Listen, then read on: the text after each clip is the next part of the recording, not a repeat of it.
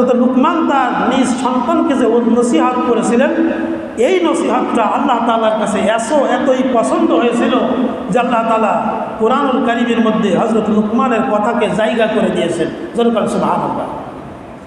তাহলে এই উপদেশগুলো কত সুন্দর যে আল্লাহর পছন্দ। পৃথিবীর ভিতরে কোনো বাবা যদি তার সন্তানকে এই নসিহতগুলো করতে পারে, ভালো করে শোনেন, এই পৃথিবীতে কোনো বাবা যদি তার সন্তানকে এই 10টা নসিহত করতে পারে, তাহলে ওই পিতামাতা এবং ওই সন্তানের দুনিয়া এবং আখিরাতের দ্বিতীয় কোনো টেনশন করা লাগবে না। ওই সন্তানটা হবে সৎ চরিত্রবান এবং দুনিয়া এবং আখিরাত উভয় জগতে সে কল্যাণকামী হবে। সুবহানাল্লাহ। এবার আসুন, হযরত লুকমান তিনি কে ছিলেন? তিনি ছিলেন একজন আবিসিনিয়ার একজন লোকের কৃতদাস, গোলাম। দেখেন, আল্লাহ যাকে সম্মানিত করেন গায়ের জামা দেখে করেন না, গায়ের জামা দেখে করেন না, চেহারা দেখে করেন না। ইন্না আকরামাকুম ইনদাল্লাহি আতকাকুম, তোমাদের মধ্যে সেই সম্মানিত আমি আল্লাহর কাছে যার ভিতরে তাকওয়া বেশি, আমি আল্লাহর ভয় যার ভিতরে জায়গা করে দিয়েছে বেশি, সেই আমি আল্লাহর কাছে পছন্দশীল। যেরকম সুবহানাল্লাহ। তা উনি ওই ধরনের একজন বান্দা ছিলেন। তো হযরত লুকমানের ব্যাপারে বলা হয়েছে উনি ছিলেন একজন মিস্ত্রি। জঙ্গল থেকে কাঠ কেটে কাঠ চিরার কাজ করতেন। এটা কঠিন কাজ না? কাঠ চিরতেন, কাঠকে চিরতেন। প্রিয় হাজিরিন, এই লোকটা ছিল হযরত আইয়ুব আলাইহিস সালামের খালাতো ভাই। কি ছিল? খালাতো ভাই। তো উনি কাঠ চিরতেন, জঙ্গল থেকে কাঠ কেটে পরিশ্রমের কাজ করতেন। এবার আসুন, এই লোকের দৈহিক বর্ণনা কি? আমি যে বলছিলাম যে জামা দেখে, পোশাক দেখে ইসলাম কাউকে স্থান দেয়নি, চেয়ার দেয়নি, দেখে তার যোগ্যতা। কি দেখে? যোগ্যতা। প্রিয় হাজিরিন, এবার আসুন তার দৈহিক বর্ণনা। দৈহিক বর্ণনা কী ছিল? হযরত লুকমান হাকিম উনি ছিলেন খাটো মানুষ, এক। দ্বিতীয়ত উনি ছিলেন কুৎসিত কালো মানুষ। তৃতীয়ত ওনার এই ঠোঁটটা ছিল পুরু মোটা মোটা ঠোঁট। স্বাভাবিকভাবে এরকম লোক দেখতে কি ভালো লাগে বলেন? কিন্তু পছন্দ করেছেন কে? বলেন কে? আল্লাহ পছন্দ করেছেন। প্রিয় ভাইরা, হাবশির কালো বিলাল। এই পৃথিবীতে নবীদের পরে 3 জন লোক আমি আগেই বলেছি আল্লাহর কাছে বেশি পছন্দশীল। এদের গায়ের বর্ণ ছিল কৃষ্ণ বর্ণ, কালো, কিন্তু আল্লাহর কাছে তারা মকবুল হয়েছিলেন, পছন্দশীল হয়েছিলেন। তাদের ভিতরে একজন হচ্ছেন হযরতে বেলাল রাদিয়াল্লাহু তাআলা, আরেকজন হচ্ছেন হযরত ওমর ইবনুল খাত্তাব রাদিয়াল্লাহু তাআলার একজন কৃতদাস ছিল। এরপরে 3 নম্বর হচ্ছেন হযরত লুকমান হাকিম। যেরকম সুবহানাল্লাহ। এনারা দৈহিকভাবে অত সুশ্রী ছিল না, কিন্তু মকবুলিয়াতের দিক দিয়ে আল্লাহর কাছে প্রথম কাতারে ছিলেন। সুবহানাল্লাহ। এবার আসুন, এই লোকগুলো ইনি কোনো কোনো সময় মেষ ছাগল চড়াতেন, রাখালগিরি করতেন। আরেকজনের কৃতদাস ছিল। এই লোকটা এত হিকমতওয়ালা ছিল, জ্ঞানী ছিল, যে এই কথাগুলো তার সন্তানকে বলেছিল। আল্লাহ তাআলা সেই কথাগুলো কোরআনুল কারীমে সূরা লুকমানের 12 থেকে শুরু করে 18-19 নং আয়াতের ভিতরে এই কথাগুলো ধারাবাহিকভাবে বর্ণনা করেছেন। সুবহানাল্লাহ। আমরা একে একে সেই শিক্ষাগুলো নিজেরা গ্রহণ করব, সন্তানদেরকে ওইটা বোঝানোর চেষ্টা করব। আল্লাহ তাআলা আমাদেরকে তৌফিক দান করে বলিয়াবেন। প্রিয় হাজিরিন, আল্লাহ তাআলা বলেছেন কোরআনুল কারীমে, ওয়ালাকাদ আতাইনা লুকমানাল হিকমাতা আনিশকুর লিল্লাহ। আমি লুকমানকে প্রজ্ঞা দান করেছি, জ্ঞান দান করেছি। আতাইনাল হিকমা, আমি তাকে জ্ঞান দান করেছি। আনিশকুর লিল্লাহ ওয়া মান ইয়াশকুর, আর সে এই জন্য দান করেছে সে আমার শুকরিয়া আদায় করবে। ওয়া মান ইয়াশকুর, যে ব্যক্তি আমার শুকরিয়া আদায় করে, ফা ইন্নামা ইয়াশকুরু লিনাফসিহি, সে তার নিজেরই উপকার করলো, নিজের জন্যই করলো। ওয়া মান কাফারা, আর যে ব্যক্তি শুকরিয়া আদায় করলো না, ফা ইন্নাল্লাহা, নিশ্চয় আল্লাহ তাআলা গনিয়্যুন হামিদ, আল্লাহ হচ্ছেন ধনী এবং প্রশংসিত। সুবহানাল্লাহ। প্রিয় হাজিরিন, তো এখানে আল্লাহ বলেছেন যে আমি লুকমানকে জ্ঞান দান করেছি। কি দান করেছি? তা আল্লাহ যদি বলেন জ্ঞান দান করেছি, তাহলে তার জ্ঞানটা কোন মাপের এবার বুঝে নেন। এবার সেই জ্ঞান দিয়ে তিনি তার সন্তানকে নসিহত করছেন। কি নসিহত? হযরত লুকমান তার সন্তানকে বলছেন, ওয়াইদ ক্বালা লুকমানু وهو يعظه يا بني لا تشرك بالله إن الشرك لظلم عظيم। এক নম্বর উপদেশ মনে রাখবেন, একটু খেয়াল করবেন, চেষ্টা করবেন ধরে রাখার জন্য। সন্তান গঠনের জন্য পৃথিবীতে এমন কোনো সিস্টেম আর নাই এই সিস্টেমের থেকে। সুবহানাল্লাহ। সন্তানকে একটু বোঝাবেন, বাবা এই কোরআনের নির্দেশ। এইবার পূর্ব জামানায় একজন লোক ছিল এরকম জ্ঞানী, সে তার সন্তানকে এইভাবে বোঝাইছিল, এই বলেছিল, এভাবে একটু বলবেন। তা উনি বললেন, ওয়াইদ ক্বালা লুকমান লিবনিহি, হযরত লুকমান তার স্বীয় সন্তানকে বললেন, ওয়াজ করলেন, ওয়া ইয়াইযুহু, বললেন, ইয়া বুনাইয়া, হে আমার প্রিয় বৎস, হে আমার প্রিয় বৎস, তুমি শোনো। আরে ভাই, আমাদের তো ভাষাই ঠিক নাই, সন্তানকে গালি দিয়ে ডাক দিচ্ছি, কি একটা বিশ্রী ভাষা ব্যবহার করি, সন্তান এমনিতেই উগ্র হয়ে যায়, ঠিক না বেঠিক? ভাষাটা আপনার ঠিক করতে হবে, তাহলে নাই ভালো কিছু আশা করা যাবে। আমি তো ঠিক নাই, তা ভালো কিছু আমার সন্তান থেকে কীভাবে আশা করব? দেখেন তার ভাষাটা কী ছিল। তিনি বললেন, ইয়া বুনাইয়া, হে আমার প্রিয় বৎস, তুমি শোনো, তোমাকে আমি কিছু কথা বলছি। লা তুশরিকু বিল্লাহ, কখনোই তুমি আল্লাহর সঙ্গে শরিক করবে না। এক নম্বর কথা, আল্লাহর সঙ্গে কি করবে না? শরিক করবে না, কোনো অবস্থাতেই না। কেননা ইন্না শিরকা লাযুলমুন আযীম, শিরিক হচ্ছে মারাত্মক বড় ধরনের অপরাধ, যেটা আল্লাহ তাআলা ক্ষমা করবেন না। এটা বুঝালেন ওনার ছেলেকে প্রথম। আমরা কি শিরিকের কথা বাচ্চাদেরকে শিখাই? বলেন, শিখালে যিনি অটো ড্রাইভার, বাস ট্রাক চালান, সকালে যে এই কি বলে স্টিয়ারিংটা ধরে এরকম করে কিনা? করে। এটা কি ভালো কাজ? ওর অর্থ কি উনি নিজেও জানে না, ঠিক না বেঠিক? ওইটা যে অর্থ কি যে এরকম করলো, এটা নিজেও সে জানে না। ভালো কাজ শুরু করেন কি বলে? কি বলে? আল্লাহর নাম নিয়ে। আমি আপনাদের এটা টুক্কার খাইলেন কেন? হিন্দুদের মতো কোন অভ্যাস? এটা করা যাবে না, বলে থাকবে না ইনশাল্লাহ। প্রিয় হাজিরিন, উনি শিক্ষা দেন, ও আমার বাবা, তুমি কখনো শিরিক করবে না, লা তুশরিক বিল্লাহ, ওই আল্লাহর সঙ্গে শিরিক করা যাবে না। শিরিকের অনেক প্রকার আছে প্রিয় হাজিরিন, ওইদিকে যেতে গেলে আমি আমার মূল উদ্দেশ্যে পৌঁছাতে পারবো না। যেটা বলতেছিলাম যে প্রথম উপদেশ কী ছিল? শিরিক করা যাবে না। কেননা এই শিরিক হচ্ছে বড় ধরনের অপরাধ, কাজেই বাবা তুমি শিরিক করবে না। এক নম্বর উপদেশ। কুরআনুল কারীমের মধ্যে আল্লাহ রাব্বুল আলামিন অন্যত্র আবার বলেছেন, ইন্নাল্লাহা লা ইয়াগফিরু আন ইউশরাকা বিহি ওয়া ইয়াগফিরু মা দুনা যালিকা লিমান ইয়াশা। ও বান্দারা, শিরিক করবে না, আমি আল্লাহ শিরিকের গুনাহ কখনোই ক্ষমা করব না। শিরিক ছাড়া যত অপরাধ করো আমি রব্বুল আলামিন ইচ্ছা করলে মাফ করে দিব।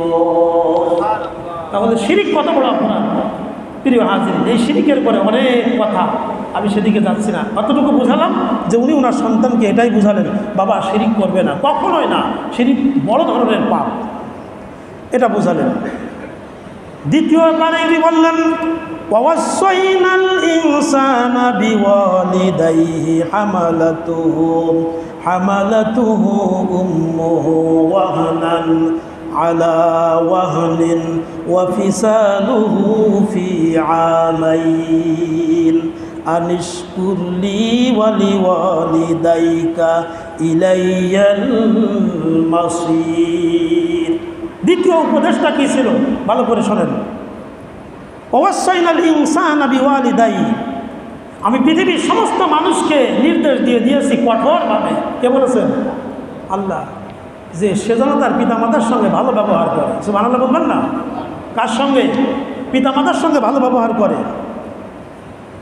কারণ কি? কেন ভালো ব্যবহার করবেন সে কথা আল্লাহ কারণটাও তুলে ধরেছেন। আমি আগে হয়তো বলেছিলাম, পৃথিবীতে মানে কোরআনের ভিতরে এমন কোনো কথা নাই যে আল্লাহ এত ব্যাখ্যা করেছেন, যেই ব্যাখ্যাগুলো পিতামাতার ক্ষেত্রে আল্লাহ করেছেন। সুবহানাল্লাহ বলেন।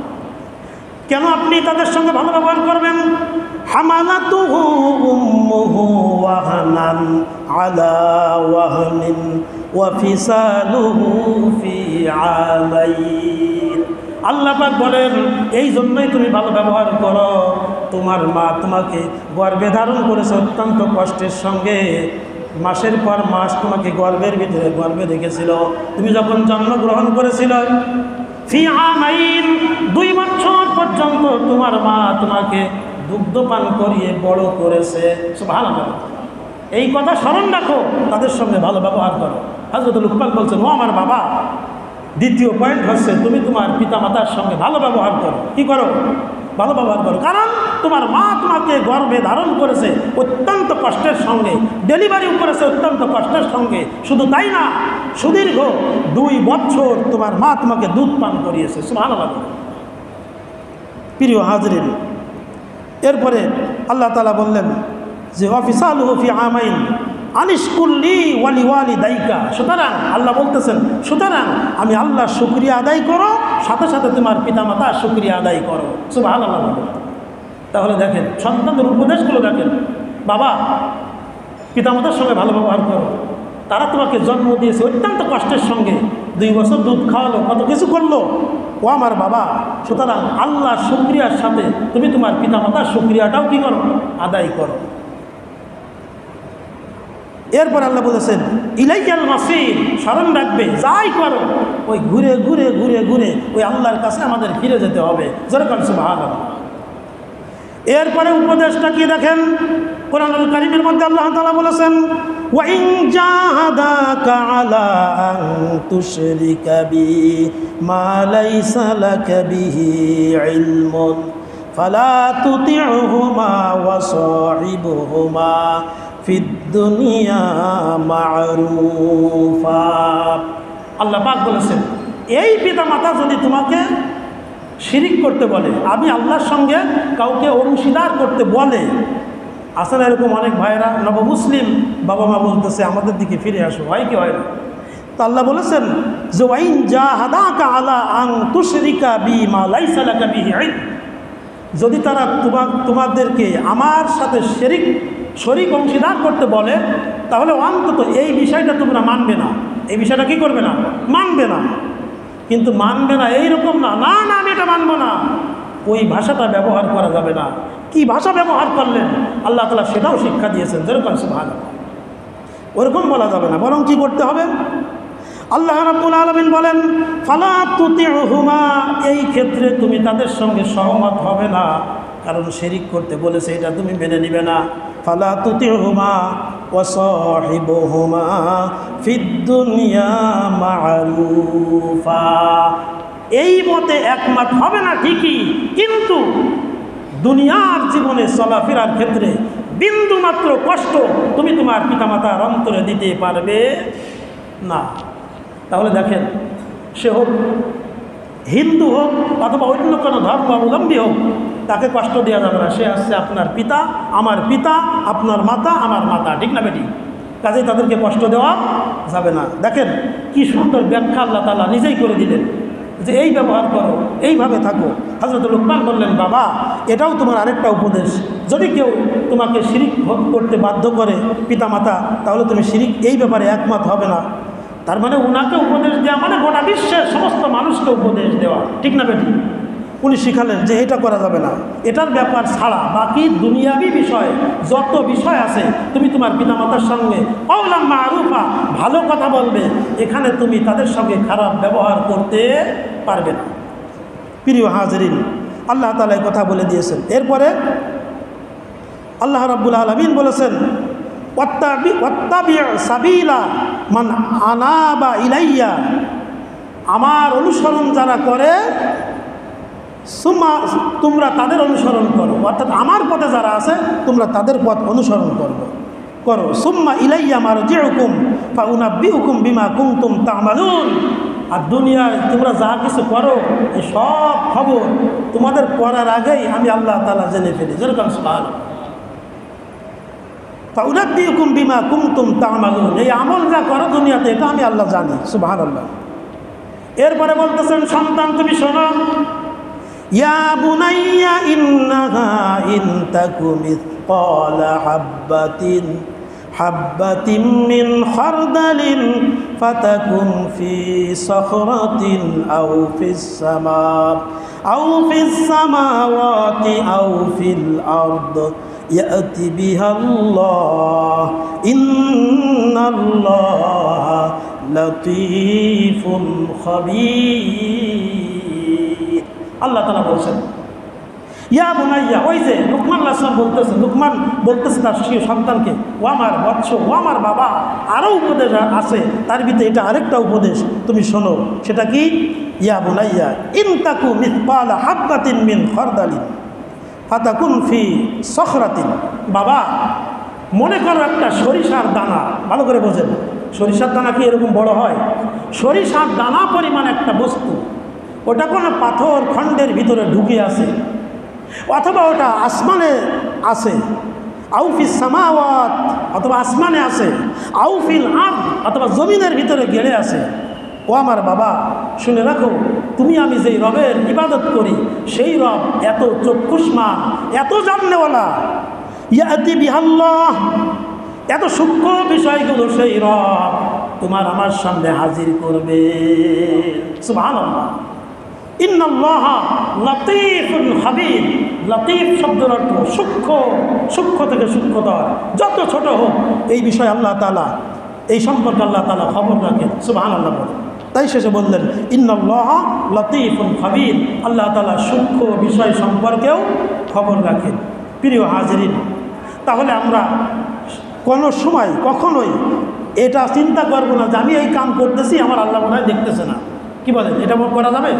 সেটাই এখানে বুঝালেন যে বাবা তুমি শোনো, যদি কোনো বস্তু সরিষার দানা পরিমাণও হয়, আর এটা যদি লুকায়িত থাকে কোনো পাথর খণ্ডের ভিতরে, অথবা আসমানে, অথবা জমিনে, আউফিল আরদ, অথবা জমিনে যদি এটা যদি লুকায়িত থাকে, ইয়াতি বিহাল্লাহ, সে বিষয়ে আল্লাহ তাআলা তোমার আমার সামনে ওই কিয়ামতের দিন হাজির করবেন। যেরকম সুবহানাল্লাহ।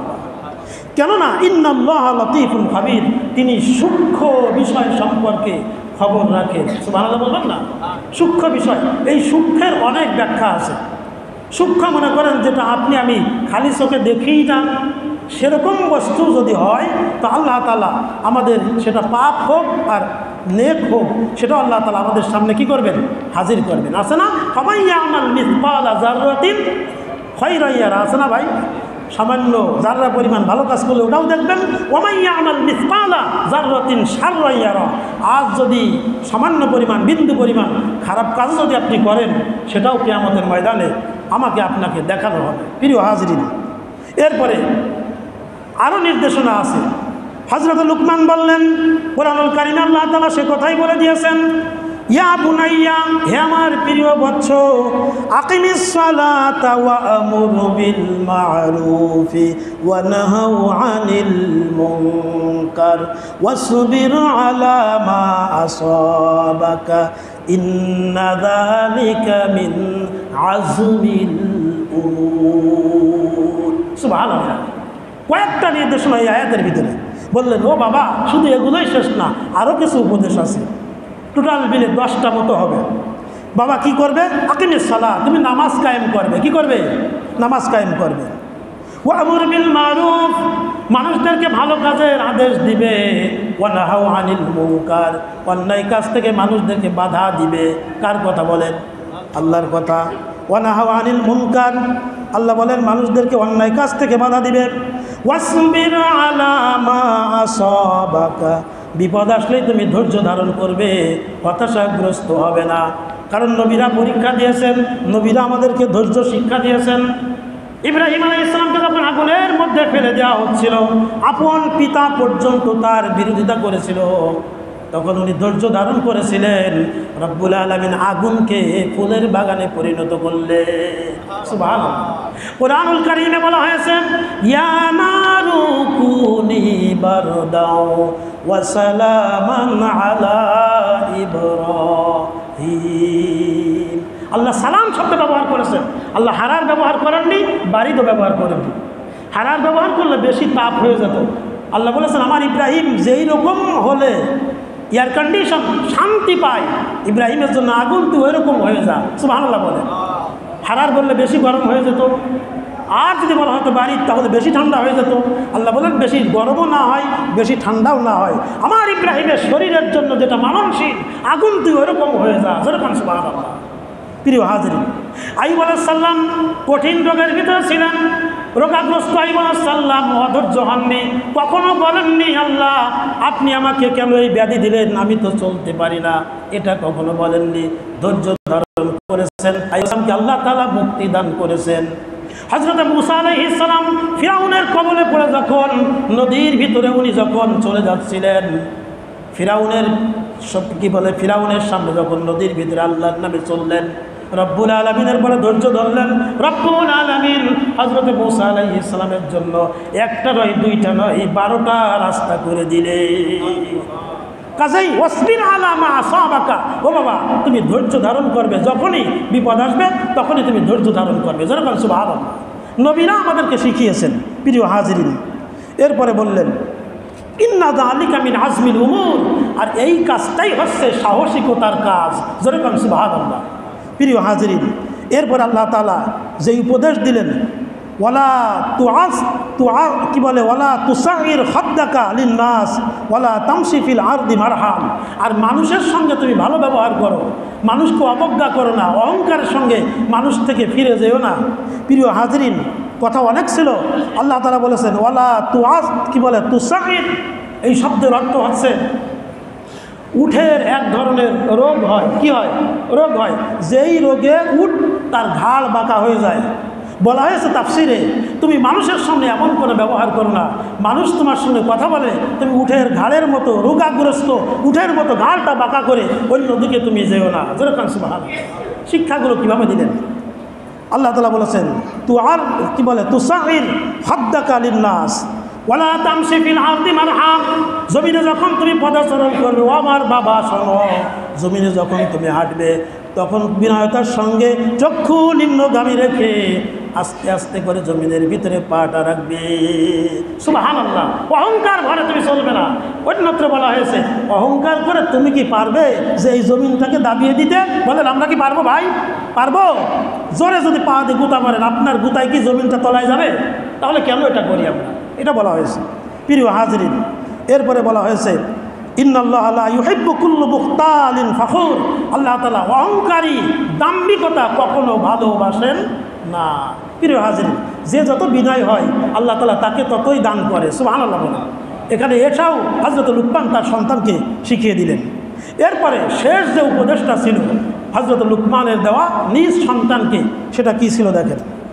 কুরআনুল কারীমের মধ্যে আল্লাহ রাব্বুল আলামিন বলেন, ওয়াকসিদ ফি মাশইকা ওয়াগযুয মিন সাউতিকা ইন্না আনকারাল আসওয়াতি লাসাউতুল হামির। ও আমার বাবা, শেষে দুইটা উপদেশ আমি তোমাকে দিয়ে দিলাম, ভালো করে স্মরণ রাখবে। এক নাম্বার হলো ওয়াকসিদ ফি মাশইকা, তুমি চলাফেরার পথে অহংকারী হবে না। ওয়াগযুয মিন সাউতিকা, তোমার কণ্ঠটাকে নিচু করো, কণ্ঠটাকে নিম্নগামী করো, বেশি উত্তেজিত হবে না। কে বললেন? আল্লাহ বললেন লুকমানের কথাটা আল্লাহ তাআলা বলে দিচ্ছেন যে এরকম উচ্চ কণ্ঠে তুমি কোনো কথা বলবে না, উচ্চ আওয়াজ হবে না।